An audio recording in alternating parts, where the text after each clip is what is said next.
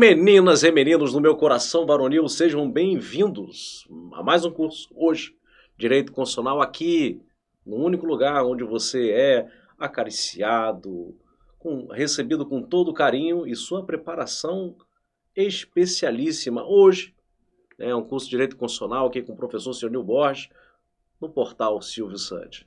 Nossa primeira questão é, professor, faz uma apresentação aí. Não vou fazer apresentação de nada. Esse é um curso de exercícios, não é um curso teórico, embora tenha como costume, antes da questão propriamente dita, fazer considerações teóricas. Isso é muito importante. Não é analisar só a sentença em si, fazer uma recapitulação, rememorar, por exemplo, os sentidos de uma Constituição. Os sentidos que mais caem em prova, sociológico, político, jurídico de Constituição. O conceito sociológico, tem o L aqui, né? E aí é um mnemônico, L, La Salle.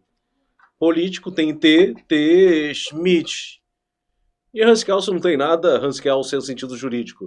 É óbvio que numa prova, sobretudo aquela realizada, conduzida pela banca examinadora da Sebrasp, CESP, você não vai ter essa facilidade.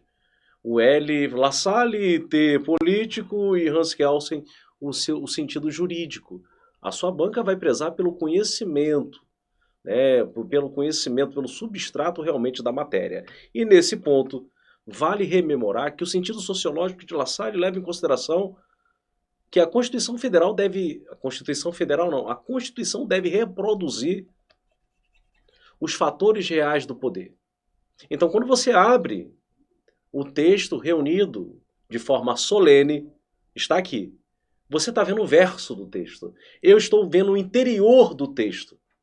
O que você vê? Você vê uma mera folha de papel. E nesse anverso, eu vejo o seu interior.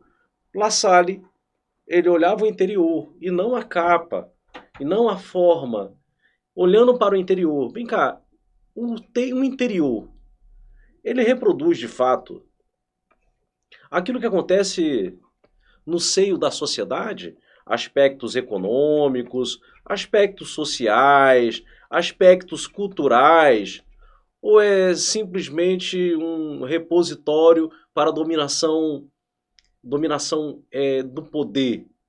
Porque se a Constituição não reproduz esses fatores reais que conduzem, que emanam da sociedade, pode rasgar, porque é uma mera folha de papel em branco.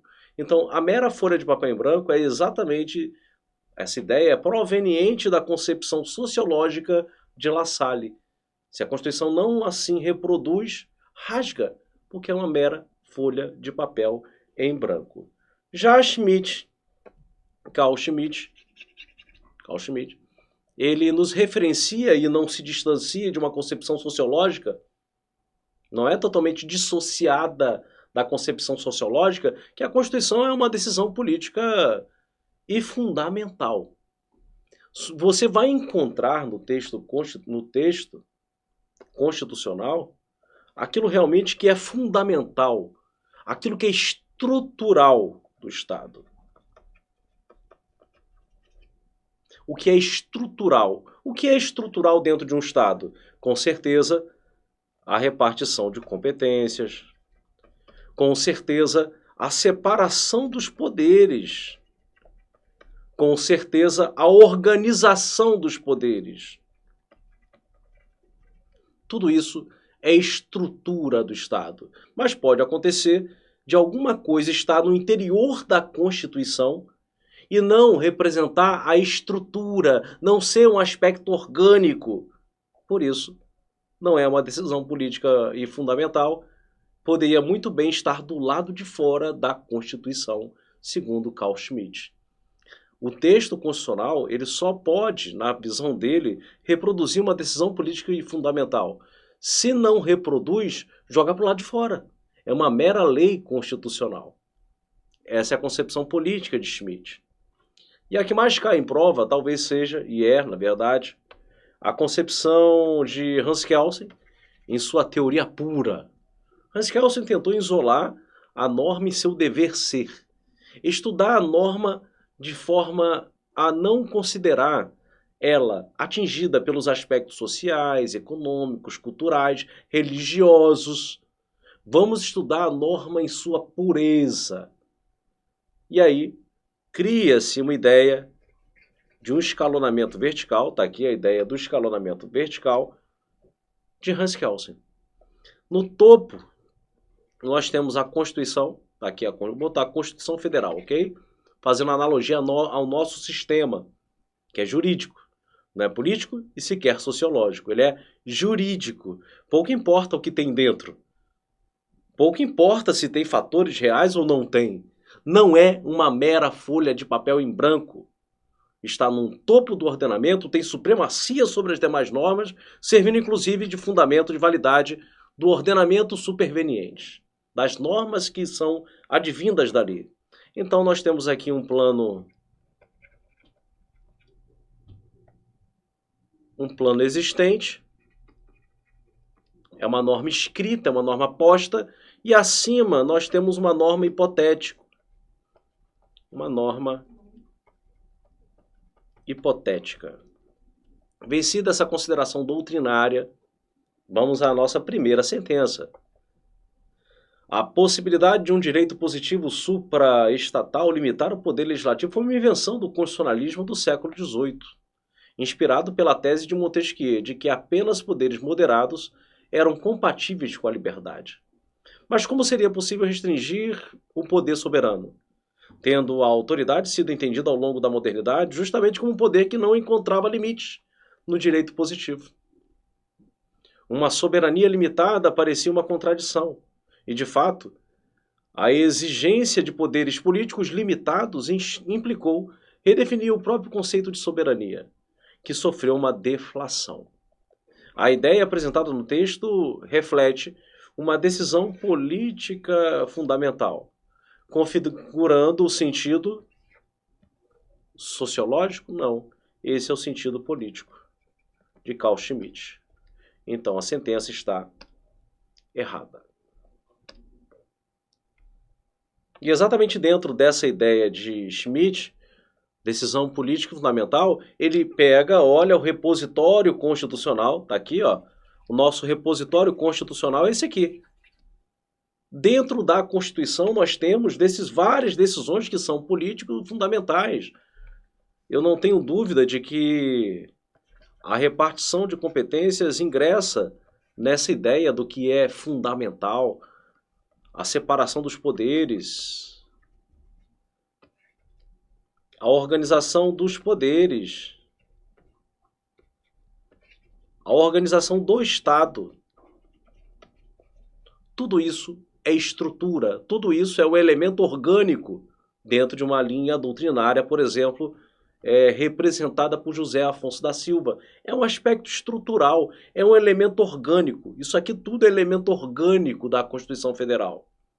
Mas dentro da Constituição é possível perceber a nossa, lá o parágrafo 2º do artigo 242, o Colégio Dom Pedro II, que é instalado no Rio de Janeiro e é mantido, sua manutenção é pela União. Pergunto, por que está no texto constitucional?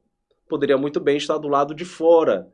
Então, esse parágrafo 2º do artigo 242 não é uma decisão político fundamental. Poderia muito bem estar do lado de fora. Trata-se, em verdade, de uma lei constitucional. E quando o Schmitt chama de lei, é para desvalorizar a sua supremacia, para tornar a matéria subconstitucional. A gente um pouco mais à frente vai ver essa classificação, as chamadas constituições subconstitucionais, as normas subconstitucionais. Então, é simplesmente uma lei constitucional. Assim como também o capítulo dos índios poderia muito bem ser retirado do texto constitucional e ser tratado pela legislação infraconstitucional. Então, Schmitt não é o que ele preconiza, não é o que ele defende, mas ele reconhece que o ideal seria só ter decisão político fundamental. Mas isso não ocorre, porque, sobretudo nas constituições que são prolixas, inchadas, não sintéticas, não breves, não reduzidas, as constituições analíticas, elas falam demais, ingressando em assunto que não é decisão política fundamental. Na ideia de lei constitucional. Façamos análise da questão número 2. Para Carl Schmitt, que defende a concepção política, a Constituição não se confunde com uma lei constitucional. Não, não se confunde. O texto constitucional pode eventualmente colidir com a decisão política fundamental, que seria propriamente dita. A sentença está perfeita dentro dessa ideia de Schmitt. Aqui nós temos a concepção jurídica. A concepção jurídica Hans Kelsen defende a ideia de um escalonamento vertical. Professor, dentro desse escalonamento vertical, fazendo uma analogia ao nosso sistema jurídico posto, quem acha-se no topo?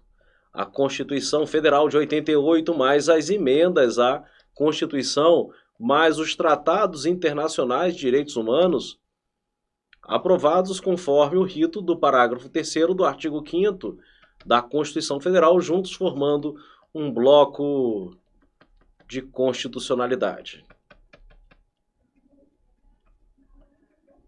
Perfeito? Então, tudo isso vai servir como fundamento de validade para as normas infraconstitucionais e indiretamente, de forma reflexa, para as normas infralegais. Mas isso aqui é um plano jurídico positivo. O que é positivo? Gente, positivo é porque está escrito. E aí Kelsen chegou num momento, uma norma infralegal extrai da lei, e a lei tira fundamento da Constituição, e todos da Constituição. E a Constituição retira o seu fundamento de quem? Ele não poderia, e aí ele chegou naquela sinuca de bico, ele não poderia falar, retira, é do povo, é religião, divino, poder divino. Não. Ele criou um plano lógico, jurídico. Olha na cabeça dele. É lógico que tem algo acima da Constituição Federal. Mas eu hoje, exatamente por defender uma teoria pura, não vou falar o que é. É lógico que tem algo no plano jurídico acima da Constituição Federal, de onde ela extrai o seu fundamento de validade. Mas hoje, eu vou falar que é uma norma hipotético fundamental. Entendi. Então nós temos um plano pressuposto, que é a norma hipotética, e um plano posto, escrito, que é o plano jurídico positivo. Vindo a questão, diz assim: a Constituição Federal goza de supremacia, tanto do aspecto material quanto do aspecto formal, verdadeiro.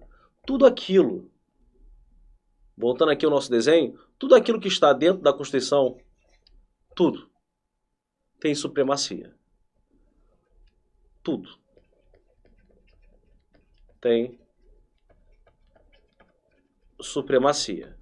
Não, professor, é só sobre o aspecto formal. Ah, é? Então você vai me responder. Quem vale mais? Quem vale mais? É uma pergunta. Vale mais o Colégio Dom Pedro II, que está lá no Rio de Janeiro, mantido pela União, quem vale mais? Ou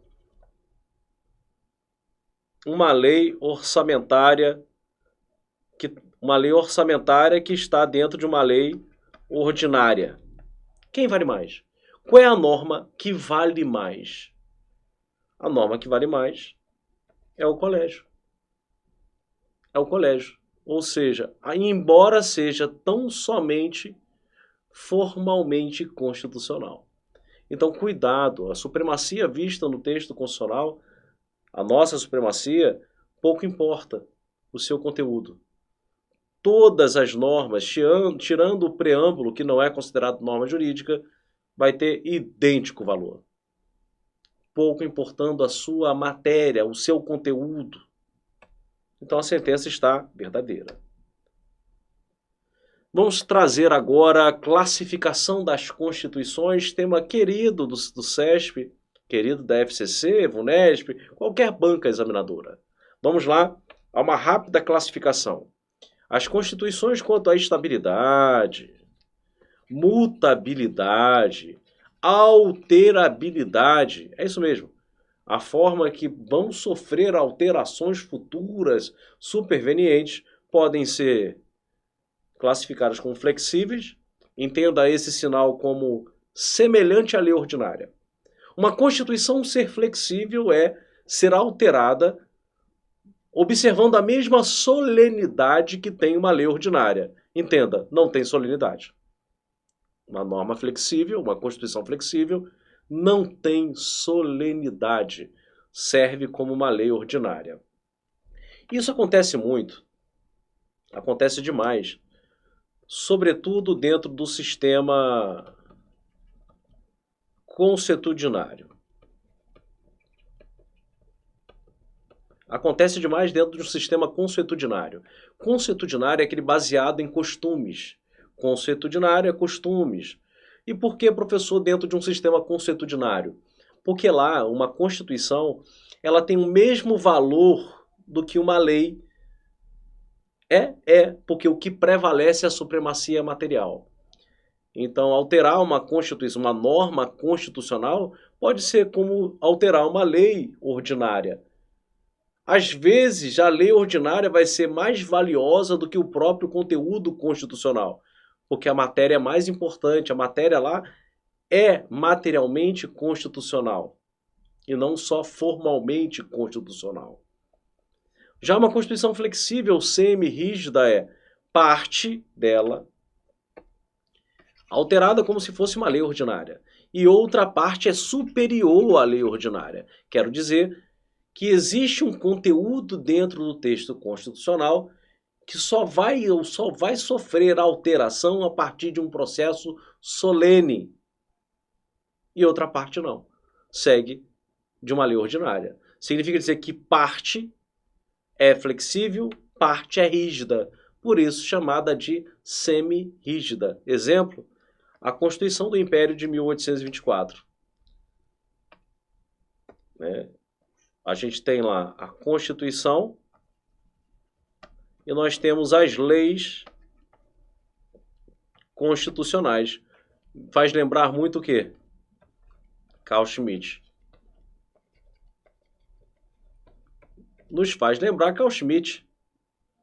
Existe algo que é constitucional e o que é constitucional é superior ao que é uma lei ordinária, e dentro da Constituição tem algo que não é estrutural, orgânico, e pode muito bem ser alterado por uma lei ordinária.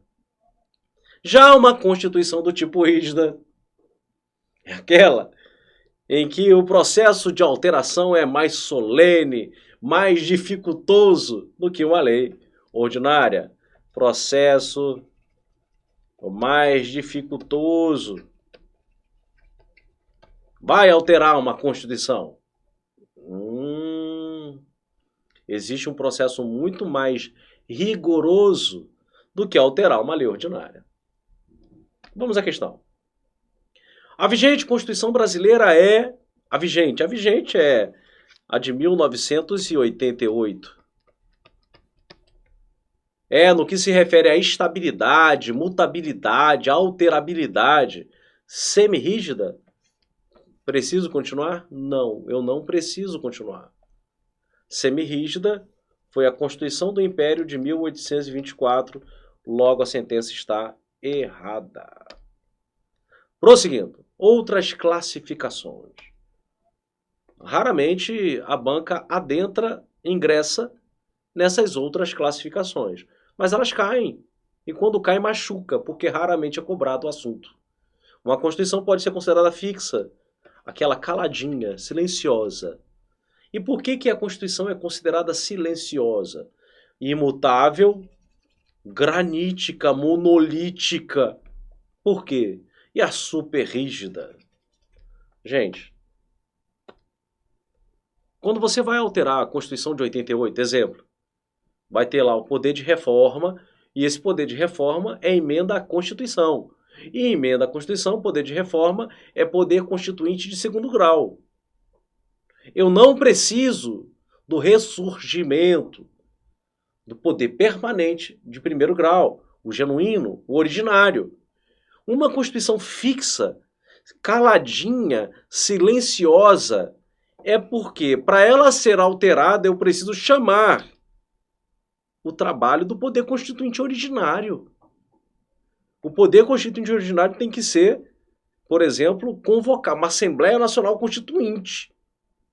Uma Assembleia Nacional Constituinte para uma emenda à Constituição, por isso ela é considerada fixa. Porque apesar da possibilidade de ser alterada, vai ser muito difícil ela ser alterada. Porque reconvocar uma Assembleia Nacional Constituinte para uma emenda, então ela se torna silenciosa, fixa ao longo do tempo. A imutável, como o próprio nome diz, é aquela que não pode ser alterada. Granítica. E a superrígida, peço sua atenção agora, o parágrafo 4º do artigo 60 da Constituição Federal de 88, a nossa Constituição vigente, vem trazendo um núcleo pétreo. Núcleo pétreo. Parte da literatura. E aí, parte da literatura é Alexandre de Moraes, gente. Alexandre de Moraes classifica a Constituição de 88 como sendo superrígida pelo fato de ter um núcleo pétreo. Para o autor, ela é rígida. Mais rígida pelo mundo é aquela Constituição que o processo é mais dificultoso do que o de transformação de uma lei ordinária. Alterar uma lei ordinária é muito mais fácil. Ele fala que a Constituição de 88 tem um plus. E esse plus é ter uma parte ali que não pode ser abolida. É um núcleo essencial que não pode ser alterado no sentido de ser extirpado da Constituição Federal. Ser retirado da Constituição Federal. Pode alterar? Pode. Pode aumentar, pode até restringir um pouco. Você só não pode eliminar, abolir, ou ser tendente a abolir. Então, cuidado na prova. A Constituição de 88, para a parte da literatura, também pode ser considerada superrígida pelo fato de ter um núcleo essencial que não pode ser abolido, apagado. Diz assim a questão de número 5. O fato de o texto constitucional ter sido alterado quase 100 vezes. É a questão de 2018, tá, gente? Já foi alterado por mais de 100 vezes. Quase não, mais de 100 vezes. Em razão de emendas à Constituição. Não é suficiente para classificar a nossa Constituição como flexível. Não, não é. A nossa Constituição não é flexível, então não é realmente suficiente. A nossa Constituição ela é do tipo rígida, e para alguns chamada de super rígida. Então a sentença está perfeita. Vamos lembrar aqui o seguinte. Nós temos aqui a ideia do escalonamento vertical, já falado. A Constituição Federal tanto tem supremacia formal, como também material, serve como fundamento de validade para as normas infraconstitucionais e indiretamente, reflexamente para as normas infralegais dentro desse escalonamento hierárquico vertical, o que não impede, sobremaneira, que a Constituição não possa ser alterada. Sempre observando o parágrafo 4º do artigo 60, que traz um núcleo pétreo. Núcleo pétreo, cláusulas pétreas, não podem ser abolidas. Não pode ser abolido, apagado, fulminado. Tudo bem, eu entendi, professor. Tem lá o núcleo pétreo, a Constituição é rígida. Rígida é imutável? Não. Pode ser alterada. Observando toda uma processualística constitucional, tendo limitações circunstanciais, procedimentais, materiais, tudo isso feito por meio de emendas à Constituição, dentro de um processo que corre no Congresso Nacional, assim entendido, segundo o artigo 44 da Constituição Federal, como um somatório de Câmara dos Deputados e Senado Federal. Vamos à questão de número 6. Constituição é a lei maior do ordenamento jurídico. E realmente, dali vai ser extraído o fundamento de validade para todas as normas supervenientes. E os seus dispositivos, por servirem de fundamento para o conteúdo das normas infra. Verdadeiro. Devem ser imutáveis?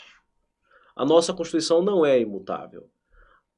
Nem o núcleo pétreo é imutável, porque pode ser estendido e até, por vezes, restringido desde que não seja tendente à abolição. Portanto, a sentença está errada. Vamos à questão de número 7 e trazer aqui a classificação quanto à extensão. Quanto à extensão, as constituições podem ser consideradas sintéticas, pequenas, reduzida, breve, sumária ou analítica, prolixa, fala demais. Prolixa quer dizer, ela fala demais. Ela fala tanto, que muitas das vezes ela trata de assuntos que são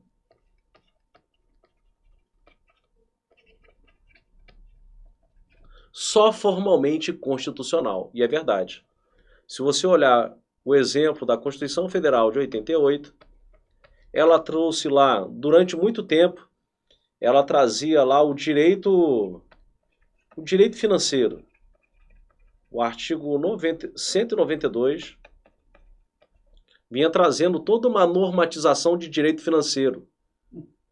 Houve a revogação do artigo 192, levando o assunto a ser tratado agora mediante lei complementar. Significa dizer que aquilo que estava lá no artigo 192 era só formalmente constitucional. Tanto hoje que a matéria é tratada por lei complementar. E conteúdo material, gente, eu não tenho dúvida de que direitos e garantias individuais fazem parte de um núcleo materialmente constitucional. Então, uma Constituição analítica prolixa, ela tende a falar tanto a ponto de ingressar em assuntos que são só formalmente constitucionais. Já uma sintética, reduzida, breve, sumária, elas têm mais estabilidade, mais flexibilidade. Ela é sintética, ela traz conceitos mais elásticos.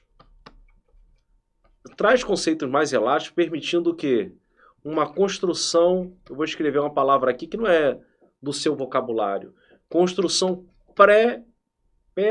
pretoriana. Pô, professor, não é nem do seu vocabulário, você está errando aí, ó. Pretoriana. Construção pretoriana. Agora traduza. Jurisprudencial. Um país como os Estados Unidos da América, em que a Constituição é sintética, em que você tem lá, acho que 13 artigos, é o sonho do concurseiro. Eu já vi professor falando assim, é o sonho do concurseiro uma Constituição com 13 artigos. Eu falo, não, é um pesadelo. É um pesadelo. Porque quanto menor a Constituição, maior vai ser a interpretação advinda dessas poucas normas. Então você tem que conhecer a jurisprudência para todos os lados. E no sistema norte-americano, uma jurisprudência funciona dentro do stare decisis, onde a jurisprudência tem natureza vinculante. Então você tem que conhecer poucos artigos, mas tem que conhecer todo o repertório, toda a pretória, toda a jurisprudência sobre cada um dos artigos. É muita coisa. A nossa não, a Constituição de 88, realmente ela não é tão estável, tão duradoura como é a americana, gente, existe até hoje. Até hoje, está lá, bonitinha. Ela é muito estável ao longo do tempo. Ela é flexível pelo fato de ter conceito elástico, abrindo aí a possibilidade de jurisprudência acerca dela. A nossa, ela é pouquíssimo estável. São mais de 100 emendas à Constituição. É espirrar, sai uma emenda à Constituição. Fala demais, traz em seu interior assunto que poderia estar do lado de fora. Confere-se uma capa, confere-se uma supremacia formal, só que materialmente não precisaria estar ali. Pensando nisso, façamos aqui uma última questão para fechar esse bloco. Por conter de forma sucinta normas que tratam dos mais diversos temas. Espera aí, olha só. Conter de forma sucinta normas que tratam dos mais diversos temas. A Constituição é classificada como sintética? Bom, se ela fala dos mais diversos temas, gente, ela não é sucinta. Ela é ampla, ela é inchada, ela é prolixa, ela é analítica. Ela não é sintética, é analítica. E com isso chegamos à resposta, o item está errado.